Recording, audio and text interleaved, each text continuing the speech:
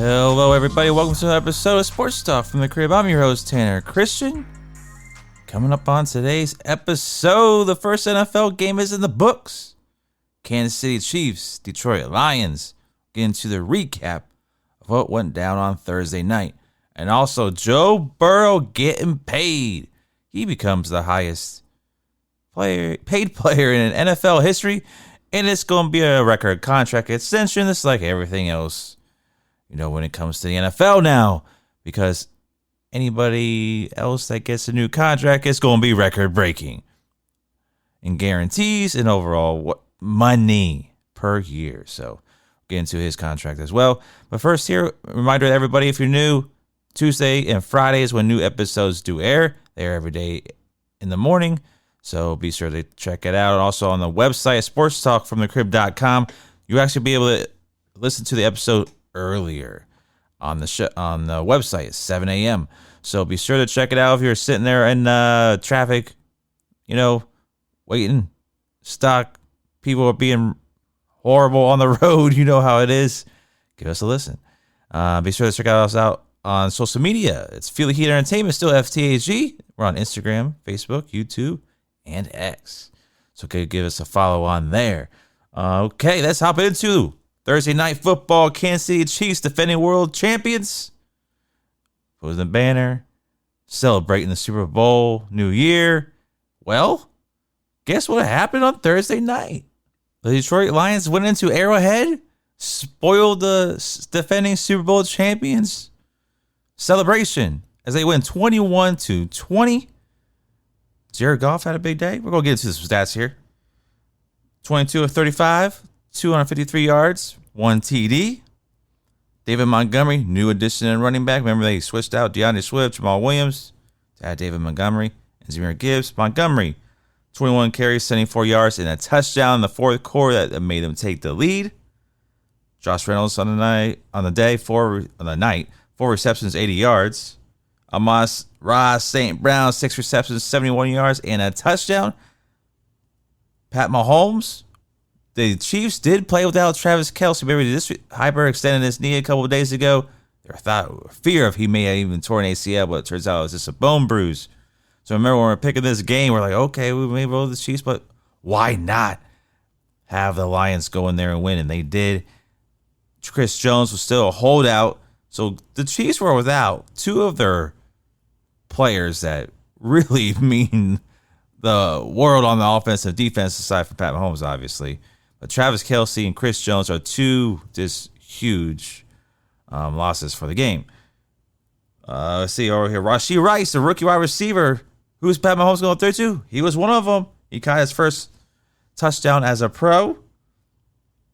And, hey, Branch, Lions, return a pick 6 for 50 yards. So that was one of the ones that went through Kadarius Toney's hands.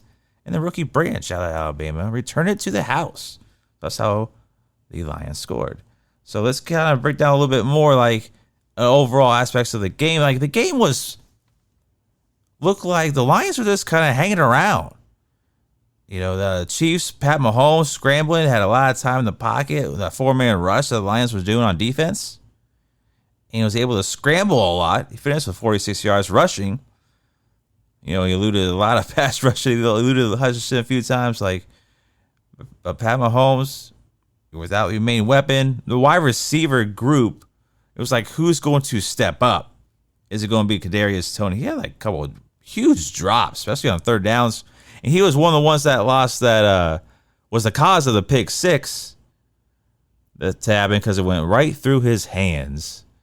And that's how the pick 6 happened. So Kadarius Toney was not on the receiving end of a good night tonight. And Kimo was to step up. Sky Moore, this looked like Sky Moore of last year. Didn't really see a whole lot of him. He made 1 catch and then, an end around. And it just seemed like the same thing we saw from him last year. Not much changed. Bell stepped in for Kansas City for Kelce. He did okay. There was this, I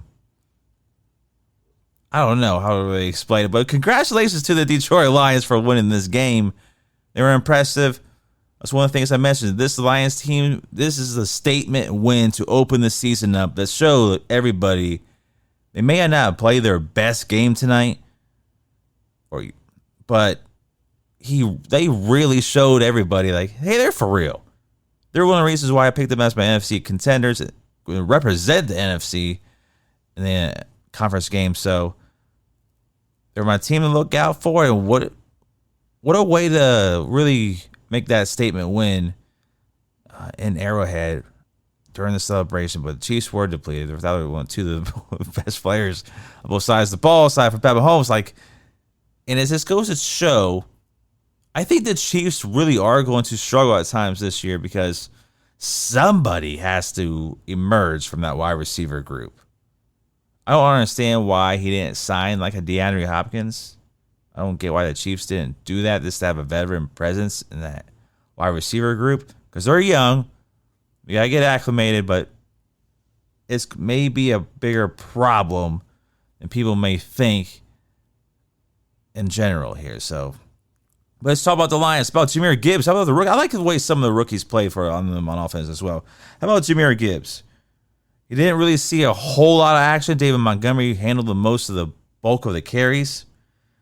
But, he had 7 carries, 42 yards, 2 receptions, 18 yards. You see some of the explosiveness. I think he had a run about 15, 16 yards, I want to say, during the game. But you really see the explosiveness that he could bring to this offense. I think once he gets acclimated about mid-year, he could be really dangerous to go with Jared Goff and Amon St. Brown. That'd be a lethal kind of combination there. And also the tight end. How about Sam Laporta? 5 receptions, 39 yards. He had a big block on that touchdown run by Montgomery. That put him ahead. I was impressed. He caught a few balls, but he was a big-time blocker in the run game tonight. And that was really something to keep an eye on. How is the rookie going to be in both aspects of the game, receiving wise and in the run game and blocking? And I was actually pretty impressed with Sam Laporta. And the limited times Jahmyr Gibbs was out there, just wait. Wait till we get mid-year. And as for the Chiefs, this not we're going to hit the panic button after 1 week. I mean, let's get real here. They're still the champs. I think the Chiefs is really going to have a harder road this year. Next week they play at Jacksonville, and they got the Bears, or at the Jets, at the Vikings. We'll see how the schedule kind of tears out here. Who's really going to be the tougher matchup? But the Jacksonville Jaguars, for real, that's a team they're going to have to battle in the AFC. I really think Jacksonville's going to have a big year with them as well, with the addition of Calvin Ridley and whatnot. And then you look at the Lions, Seahawks, Falcons, and at the Pack, Panthers. They could get out to a really hot start to start the year here. Remember, they won, 8 out of 10 last year to end the season? So this Lions team could get out on a roll real quick, and don't be surprised if they do. All right, let's get into this. Joe Burrow, contract extension, record. Congratulations, Joe Burrow. He's going to be playing on Sunday. Seeming the quad is okay. Show me the money. He reaches a 5-year, $275 million extension. That's going to average out to $55 million per year. That's going to top Justin Herbert's recent extension. He's going to get $52.5 million per year. We knew these contracts were going to be insane, and they are. But congratulations, guys. Get your money. You deserve it. We'll see how the cap needs to keep going up for these NFL teams because now their quarterbacks are getting paid. Bengals were in the Super Bowl, then the AFC Championship game. This is a team that was dead last in the league this 3-4 years ago. And to see the growth with the drafting, and of course Joe Burrow, Jamar Chase, and getting all these guys, they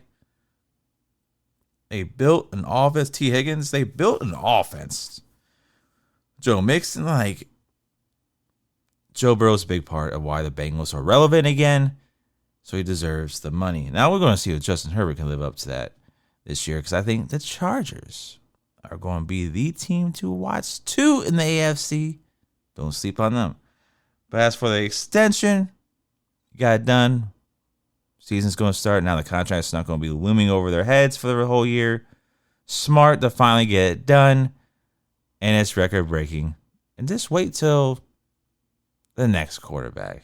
I guess the deal. Pat Mahomes, can he request another new one? Maybe he deserves like $70 million a year or something, right? It's just going to keep being astronomical with the money. But Joe Burrow, $275 million. It's getting like baseball. It's getting like baseball money thrown around here in the NFL. Go get it. Not all quite there in the guarantees, not fully guaranteed contracts yet. But I mean, he's pretty close. He getting what is he getting? 219 mil? 219 and a half million out of that 275 million is guaranteed. I'll take it. So there we go. That'll do it for today's episode. Thank you all for joining me here on Sports Talk from the Crib with your favorite sports host, Terry and Christian. Remember, new episodes air every Tuesday and Friday and catch it on all streaming platforms, as well on the website at sportstalkfromthecrib.com. We get all the latest news as well. And be sure to follow us on Instagram, Facebook, YouTube, and X. Hope you all have a great weekend. Week 1 NFL is here. Catch y'all on Tuesday with a full-on recap. And be sure to check out our episode on Monday, too. We're going to do a 2-minute drill. It's NFL season. So be on the lookout for the 2-minute drill that we're going to do every single week of the NFL year. Catch y'all then.